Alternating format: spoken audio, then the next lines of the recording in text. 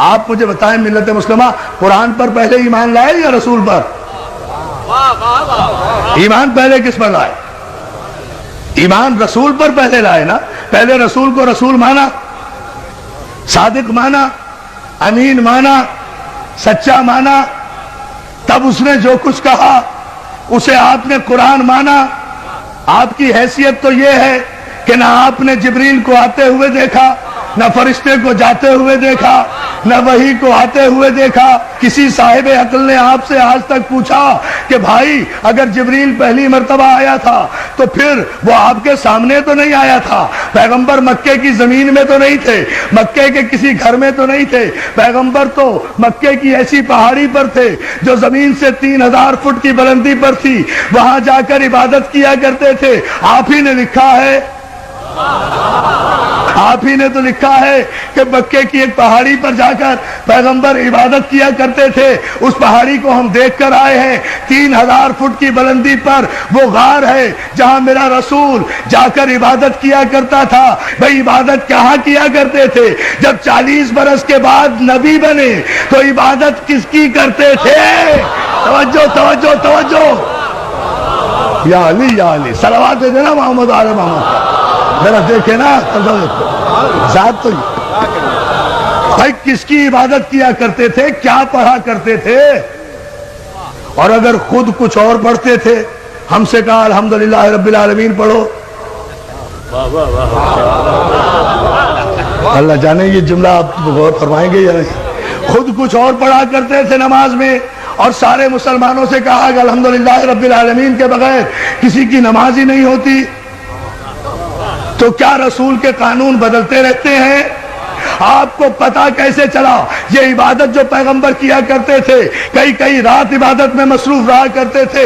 آپ نے خود لکھا ساری رات عبادت کیا کرتے تھے. ایسے ہی میں فرشتہ, پورے مجمع کی توجہ ماشاءاللہ, ایسے میں فرشتہ آیا تو اور کوئی تیسرا تو نہیں تھا. جب پیغمبر عبادت کرتے تھے, بھئی جتنے بھی مسلمان ہوئے ہم سب کا احترام کرتے تھے, کرتے ہیں, کرتے رہیں گے. جتنے بھی مسلمان ہوئے, ظاہر ہے بڑی منزلت ہے ان عظیم المرتبہ انسانوں کی جو کافر سے مسلمان ہو گئے, ہم تسلیم کرتے ہیں. لیکن جتنے بھی کافر مسلمان ہوئے ہیں عزیزان محترم, وہ بقول آپ کے اعلان رسالت کے بعد مسلمان ہوئے ہیں نا.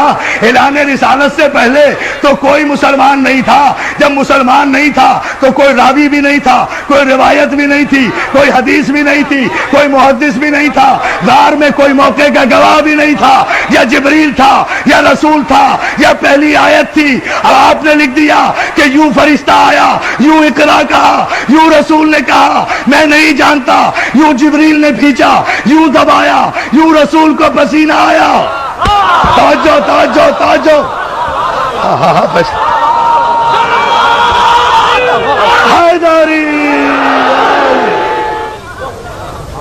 وہاں تو یا جبریل تھا یا رسول, تیسرا کوئی ہے نہیں. تو یہ سارا واقعہ راوی کو کس نے بتایا؟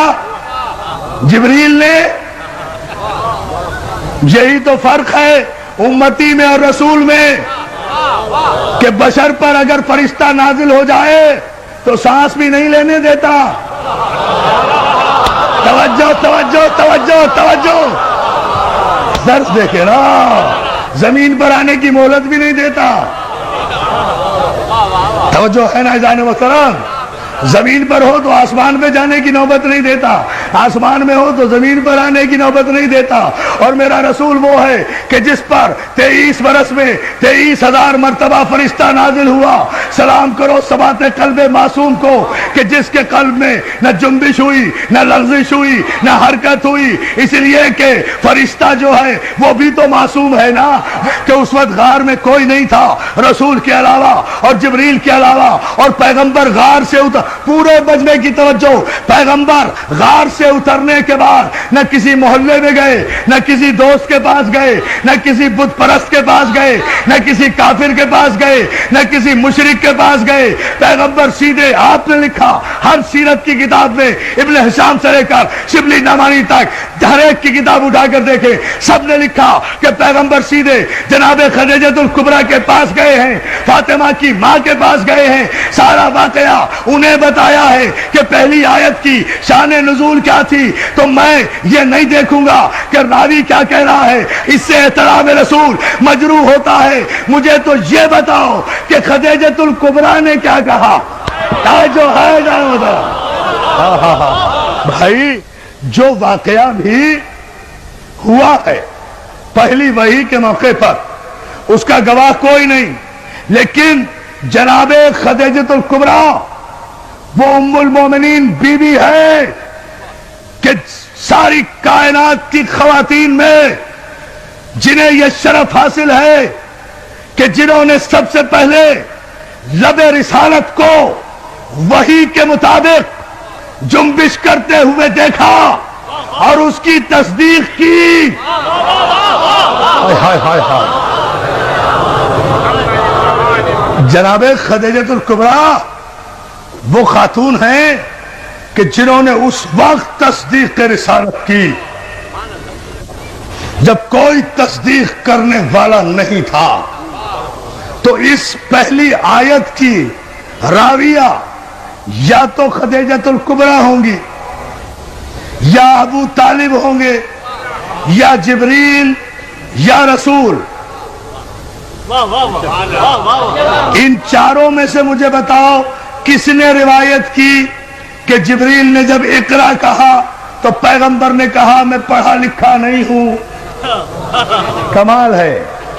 آپ مجھے بتائیے کہ اگر یہاں بھی میرے پیغمبر کی تو توہین نہیں ہوئی، بھئی پیغمبر کو کہا نا جبریل نے اقرا، اگر معاذ اللہ پیغمبر نے کہا کہ میں پڑھا ہوا نہیں ہوں تو غلطی کس کی؟ بھائی مجھے پاک محرم ایسوسی ایشن کے نقی رضوی صاحب نے اور ان کے اراکین نے کہا کہ آپ نشتر پارک میں مجلس پڑھیے، انہوں نے کہا میں نے وعدہ کر لیا، میں آ کر ممبر پہ بیٹھ گیا، مجمع اتنا ماشاءاللہ سامنے ہے، اب بیٹھ کر بولتا ہی نہیں، مجمع کہہ رہا ہے مولانا پڑھیے، میں کہوں میں بھائی ان پڑھ ہوں، میں تو پڑھا ہوا نہیں ہوں، تو سارا مجمع پاک محرم کے سر ہو جائے گا نا کہ بھائی ان پڑھ کو لا کر ممبر پہ بٹھا کیوں دیا؟ توجہ توجہ توجہ توجہ، سارا مجمع سر ہو جائے گا نا کہ جب یہ پڑھنا نہیں جانتا تھا تو اسے ممبر پر لا کر، بہت توجہ، ممبر پر لا کر بٹھایا کیوں؟ مجھے پھر بھی کچھ نہیں کہے گا، یا بلانے والے کی خطا یا بھیجنے والے کی خطا۔ بھائی یہ تو اللہ سے پوچھو کہ جب وہ پڑھنا نہیں جانتا تھا تو پھر جبریل کو بھیجا کیوں کہ پڑھو؟ اب میں جملہ کہوں گا تاریخی اور آپ کی توجہ چاہوں گا۔ جبریل کو کہا کیوں جو پڑھنا نہیں جانتا تھا؟ تو جبریل کو بھیجا کیوں کہ جا کر کہو کہ پڑھو؟ تو بات کس پر آ رہی ہے؟ خدا کے لیے شریعت اور معصوم کے فلسفے کو سمجھو۔ پہلی آیت ہی کی معنی و مفاہیم جن کے سمجھ میں نہیں آئے اور شان نزول سمجھ میں نہیں آیا، انہیں کیا پتا کہ شریعت کیا ہے اور بادشاہت کیا ہے؟ صلوات علی محمد آل محمد۔ ابھی تو خیر سے پہلی آیت بھی سمجھ میں نہیں آئی، سارا قرآن کہاں سے سمجھ میں آئے گا؟ اس لیے کہ پہلی آیت ہی ابھی سمجھ میں نہیں آ رہی کہ یہ کس طرح نازل ہوئی تھی، اور مجبوری بھی پیدائشی مجبوری، اس میں کوئی قصور بھی نہیں ہے، ان کا بھی کوئی قصور نہیں، ہم تو بڑے ادب کے ساتھ کہہ رہے ہیں، اس میں کوئی قصور بھی نہیں، بات صرف اتنی ہے، مسئلہ صرف اتنا سا ہے، سمجھ لیجئے، بات واضح ہو جائے گی۔ بات میرے عزیز دوستو صرف اتنی سی ہے کہ اللہ جن معصومین اور معصوم انبیاء کی پرورش کرنے والوں کو منتخب کر لیتا ہے نا، ان کے نقش قدم کو بھی شریعت بنا دیتا ہے، ان کے نقش قدم کو بھی شریعت بنا دیتا ہے۔ مجھے بتائیے نا، کعبے میں جتنی شریعت جاری ہے نقش قدم ہے نا معصوم کا؟ یہی گفتگو چھوڑی تھی نا، کعبے میں جتنی شریعت جاری ہے، یہ سارے جتنے ارکان حج آپ کر رہے ہیں، یہ جتنی سعی کر رہے ہیں، یہ صفا و مروہ کے درمیان جا رہے ہیں، یہ 3 شیطانوں کو پتھر مار رہے ہیں، اگر بغیر سوچے سمجھے مار رہے ہیں تو یہ پتھر آپ ہی پہ پڑ رہے ہیں۔ توجہ توجہ توجہ توجہ توجہ، صلوات بھیجے بابا دے برائے۔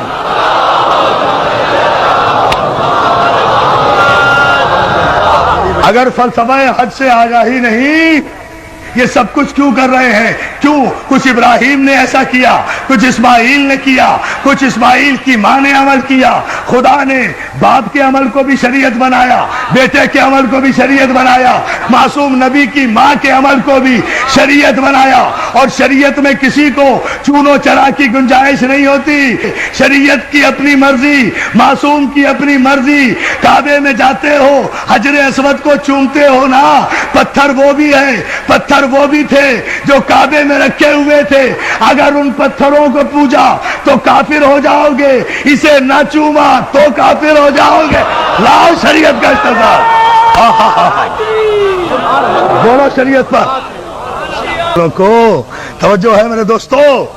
جب آپ اتنے انہماک سے اور اتنی محبتوں سے سماعت فرما رہے ہیں تو پھر ذرا سا اس کی وضاحت بھی سن لیجئے، یہ زحمت بھی گوارا کر لیجئے۔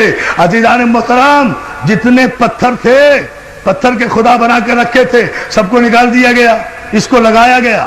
پتھر وہ بھی، پتھر یہ بھی، جنس میں فرق نہیں ہے۔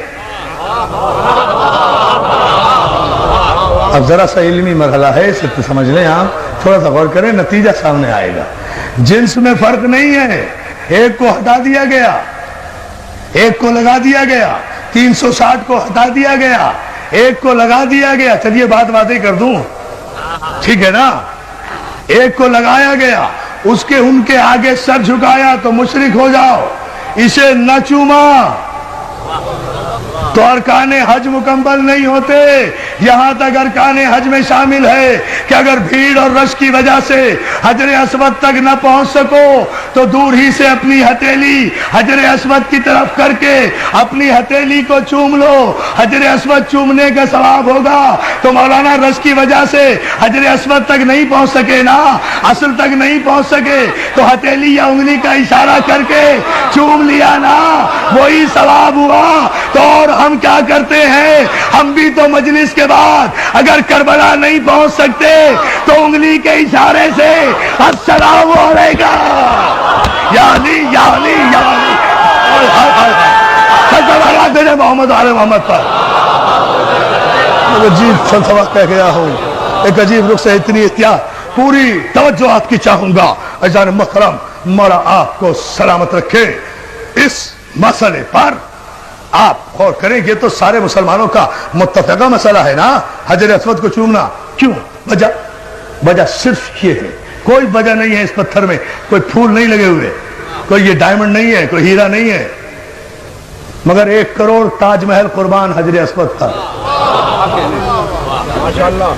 1 کروڑ تاج محل اور شیشے اور سونے کی عمارتیں قربان، ہیروں اور جواہرات کی کانیں قربان حجر اسود پر۔ کیوں؟